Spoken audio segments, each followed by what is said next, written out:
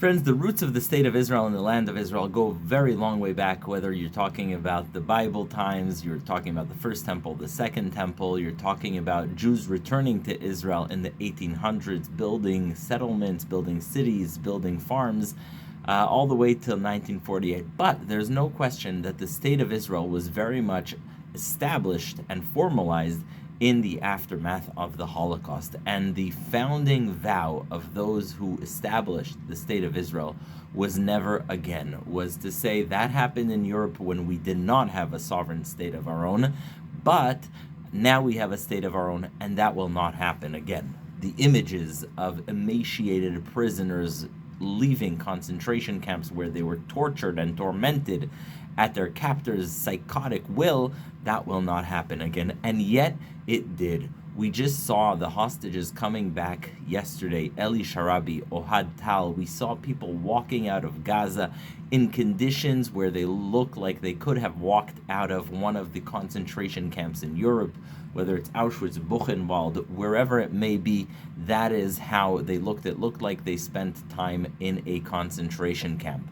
And so the question remains for everyone to say, if we vow never again, if we say never again, what does that mean? It cannot mean Hamas continuing to rule over Gaza. It cannot mean that Hamas continues to dictate the schedule of every Israeli when they run to a bomb shelter, when they don't, when they evacuate their house, when they don't, when they can send their children to school, when they cannot.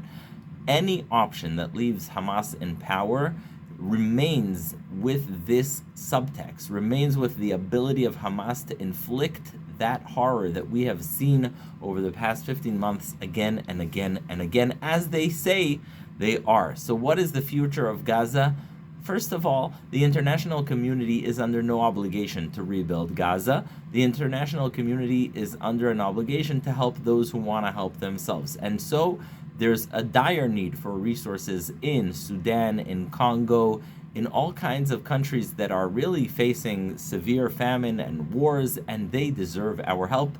Moreover, our help to those countries actually goes a long way. When you give $1 to Sudan, to Congo, it buys a lot of food, it feeds a lot of children, and that's important.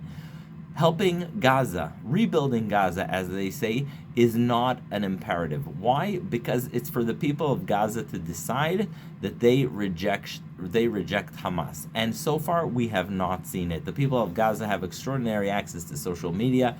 I've rarely, if ever, seen them express dissatisfaction with Hamas's agenda. They often are angry at Hamas's management, but the founding ideas of Hamas, which include a declaration of genocide against my people, the Jewish people, that is not included in there. And so it's until that the people of Gaza show a desire for peace, for coexistence, there is no imperative to rebuild Gaza. There's zero obligation of Western countries to shell out their hard-earned tax dollars and pour them once again into Hamas in Gaza. In fact, giving money now to Hamas in Gaza would be the equivalent of giving money to Germany, pouring in the Marshall Plan a month before Nazi Germany has surrendered. You can't do that. Imagine that. Imagine if the Allies came all the way to Berlin, Hitler and Goebbels are still in charge, and the Allies said, okay, here's a check to rebuild Germany. No.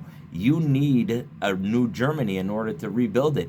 And we do not have a new Gaza. We do not have a Gaza that is free of terrorism. We do not have a Gaza that rejects hate, that rejects anti-Semitism, and that is willing to live side by side in peace with its neighbors. And so until then, the people of Gaza can sort their lives. They can figure it out. They can sit there and decide, do they want to choose a path of hate, or do they want to choose a path of peace and coexistence?